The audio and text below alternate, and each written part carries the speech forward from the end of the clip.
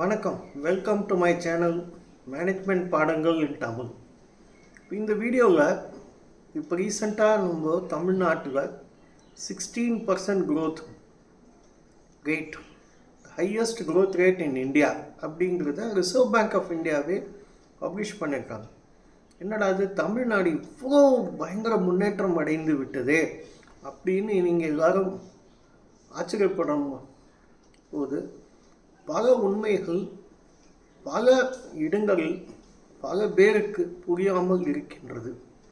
இதற்கு முக்கியமான காரணம் என்னென்னா, அவங்க தமிழ்நாட்டை சேர்ந்தவங்களே கிடையாது, ஏதோ அவங்களுக்கு தெரிஞ்சதை அவங்க எழுதிட்டுருக்காங்க. ஆனால் உண்மையிலேயே மொத்தமாக 5 ஃபேக்டர்ஸ் ரொம்ப ரொம்ப இம்பார்ட்டன்ட். இவ்வளோ தூரம் தமிழ்நாடு வளர்ந்ததற்கு 5 முக்கியமான காரணங்கள். First empowerment of the most backward classes and scheduled caste and scheduled tribes. அதாவது வேறு எந்த ஸ்டேட்லேயுமே ஓபிசின்னு சொல்லக்கூடிய other backward classes, schedule caste, schedule try, அவங்க எல்லாருக்கும் சேர்த்து 69% ரிசர்வேஷன் இருக்குது. தமிழ்நாட்டில் மட்டும்தான் இருக்குது, வேறு எந்த ஸ்டேட்லேயும் அதிகமான ரிசர்வேஷன் பாலிசி கிடையாது.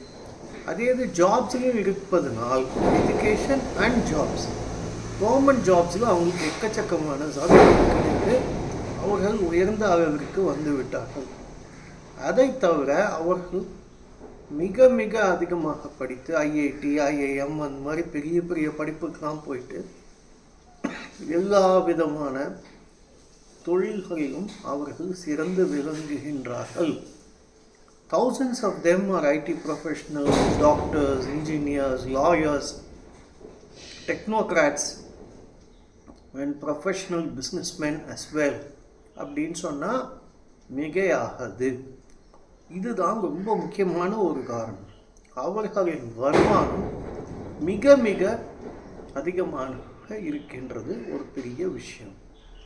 அடுத்தது, நான் முன்னாடியே ஒரு வீடியோவில் சொன்ன மாதிரி விமன் எம்பவர்மெண்ட் 50% கிட்டத்தட்ட உள்ள இந்தியாவில் உள்ள மொத்த ஃபேக்ட்ரிஸில் தமிழ்நாட்டில் மட்டுமே 50%க்கு அதிகமாக பெண்கள் வேலை செய்கின்றார்கள்.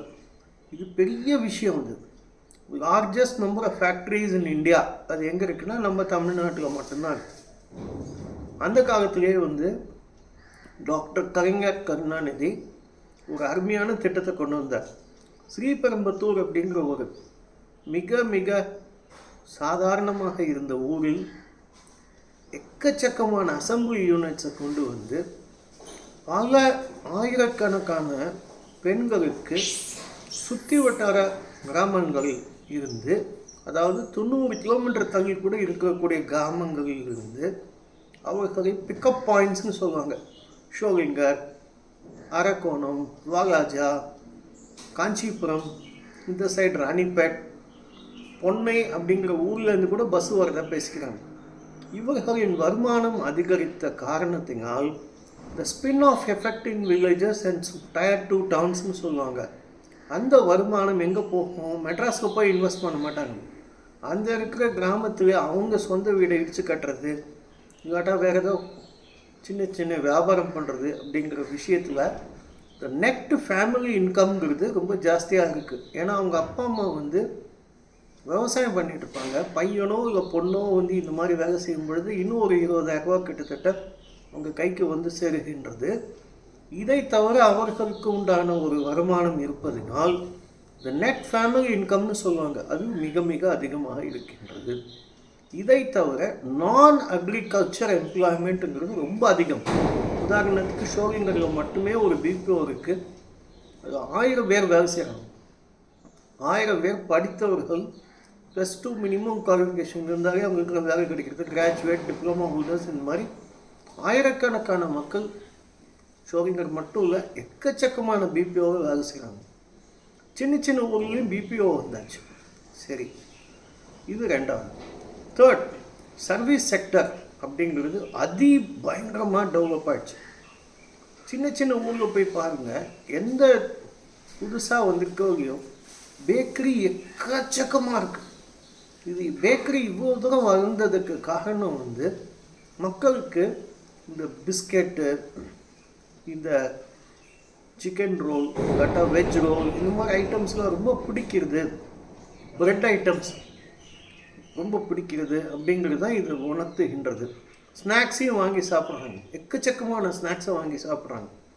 அவங்களுடைய இன்கம்க்கு தகுந்த அளவில் தான் குவாலிட்டி இருக்கும். பயங்கரமாக குவாலிட்டிலாம் சொல்ல முடியாது.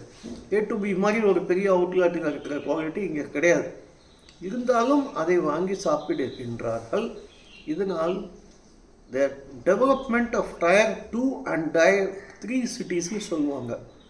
அதில் இருக்கிற கையேந்தி பவன்லேருந்து எல்லாருமே எக்கனாமிக் ஆக்டிவிட்டியில் இன்வால்வ் ஆகிறதுனால அதுவும் ஒரு விதமான டெவலப்மெண்ட் இருக்கின்றது.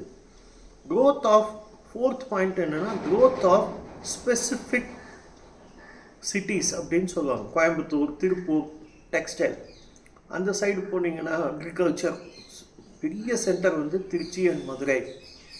தூத்துக்குடி பார்த்திங்கன்னா அது வந்து ஒரு போர்ட் சிட்டி, சென்னை மாதிரி அங்கேயும் அந்த மாதிரி ஒரு அதிகமான டெவலப்மெண்ட்டாக காணப்படுகின்றது. இப்போ இருக்கிற கவர்மெண்ட் திரு மு.க. ஸ்டாலின் கவர்மெண்ட் வந்து எக்கச்சக்கமான புது டெவலப்மெண்ட்டை கொண்டு வந்து சின்ன சின்ன ஊரில் கூட ஐடி இன்ஃப்ராஸ்ட்ரக்சரை கொண்டு வந்ததுனால விழுப்புரத்தில் வந்தாச்சு, தஞ்சாவூரில் வந்தாச்சு, இப்போ தூத்துக்குடியில் வரப்போகுது. எல்லா இடத்துலையும் புதுசு புதுசாக ஐடி சென்டர் ஓப்பன் பண்ணதுனால மதுரையில் புதுசாக வந்துட்டுருக்கு. என்ன விதமான டெவலப்மெண்ட்டும் அங்கேயும் நடக்கின்றது. இது ஒரு ஃபோர்த் பாயிண்ட். ஃபிஃப்த் பாயிண்ட் என்னென்னா the spin off effect in terms of what we call as continuous consumption அப்படின்னு சொல்லுவாங்க. திரும்ப திரும்ப திரும்ப திரும்ப மக்கள் வாங்கி வாங்கி வாங்கி சாப்பிட்றாங்க, இல்லாட்டா வெளியில் போகிறாங்க, ஜாலியாக என்ஜாய் பண்ணுறாங்க அப்படின்னா அது வெவ்வேறு இடத்துலையும் இருக்கின்றது. இதை நான் முன்னாடி ஒரு வீடியோ சொன்ன மாதிரி ரிலீஜியஸ் எக்கனாமி ஆஃப் தமிழ்நாடுங்கிறத பற்றி இன்னும் ஜாஸ்தி ரிசர்ச் பண்ணவே இல்லை. அதிகாரப்பூர்வமான ஒரு ஆராய்ச்சி கட்டுரைகள் மிக கம்மியாக இருக்கின்றது. ஆனாலும் என்னால் சொல்ல முடியும், ஒரு நாளைக்கு சராசரியாக 5 கோடி ரூபாய் அளவிற்கு ரிலீஜியஸ் எக்கனாமி என்பது தமிழ்நாட்டில் நடக்கின்றது. சென்னையில் இருந்தாலும் சரி, திருச்சி உச்சிப்பிள்ளையார் கோயிலாக இருந்தாலும் சரி, வயலூர் இல்லாட்டா சமயபுரம், அப்படி இல்லைன்னா தஞ்சாவூர் பக்கமும் இருக்க எக்கச்சக்கமான கோயிலெலாம் எடுத்துக்கிட்டிங்கன்னா அங்கே மொத்த வியாபாரம்லாம் சேர்த்து அந்த பூஜை, அங்கே செய்யப்படுகின்ற பூஜைகள் எல்லாத்தையும் நீங்கள் கணக்கில் எடுத்திங்கன்னா ஒரு நாளைக்கு மட்டுமே இது 5 கோடி ரூபாய் அளவிற்கு இருக்கின்றது. இதுக்கு அலைடு ஆக்டிவிட்டினா என்னென்னா ஒரு what is call religious tourism. அங்கே வந்து வெவ்வேறு ஊர்லேருந்து வந்து அந்த கோயிலில் கும்பிட்றவங்க ஆந்திராவிலேருந்து வராங்க, கர்நாடகாவிலேருந்து வராங்க. இப்போ ஷோலிங்கரே இவ்வளோ சின்ன ஊரில் கூட இந்த நவம்பர் மாதம், கார்த்திகை மாதம் ஒவ்வொரு நாளும் மினிமம் 1 லட்சம் பேர் வரதா சொல்கிறாங்க. வீக்கெண்ட், அதாவது ஞாயிற்றுக்கிழமை, சனிக்கிழமை, ஞாயிற்றுக்கிழமை பார்த்திங்கன்னா 5 லட்சம் பேர் வரதா சொல்கிறாங்க. இவ்வளவு அருமையான கூட்டம் வருவதனால் எக்கச்சக்கமான சின்ன சின்ன வருமானம் கிடைக்கக்கூடிய வாய்ப்புகளை மக்கள் பெறுகின்றார்கள். இந்த விடியல் பயணம்னு சொல்கிறாங்க, இந்த பஸ்ஸு ஃப்ரீயாக லேடிஸ்க்கு விட்டதுனால அதனால எக்கச்சக்கமான டெவலப்மெண்ட் நடந்து இருக்கின்றது. இந்த கியூமுலேட்டிவ் எஃபெக்ட் தான் இந்த 16% க்ரோத் ரேட்டுக்கு காரணம். ஸோ எஜுகேஷன் எல்லாத்துக்கும் வந்து இம்பார்ட்டன்ஸ் கொடுக்குறாங்க, ஹெல்த்துக்கு இம்பார்ட்டன்ஸ் கொடுக்குறாங்க, டிரான்ஸ்போர்ட்டுக்கு இம்பார்ட்டன்ஸ் கொடுக்குறாங்க, ஓவரால் இன்ஃப்ராஸ்ட்ரக்சரை பயங்கரமாக டெவலப் பண்ணிட்டாங்க. The state is on the right path அப்படின்னு சொல்லலாம். இந்த வீடியோ உங்களுக்கு பிடிச்சிருக்கோன்னு நான் நினைக்கிறேன். கூடிய விரைவில் ப்ரொஃபஷ்னல் வீடியோஸ் செய்யக்கூடிய திறமையை நான் அடைந்த பிறகு இதை விட மிக மிக அருமையான வீடியோஸ் உங்களுக்கு வந்து சேரும். நம்ம சேனலுக்கு ஆதரவு கொடுங்க, மற்றவங்களோட ஷேர் பண்ணுங்கள். மிக்க நன்றி. தேங்க்யூ.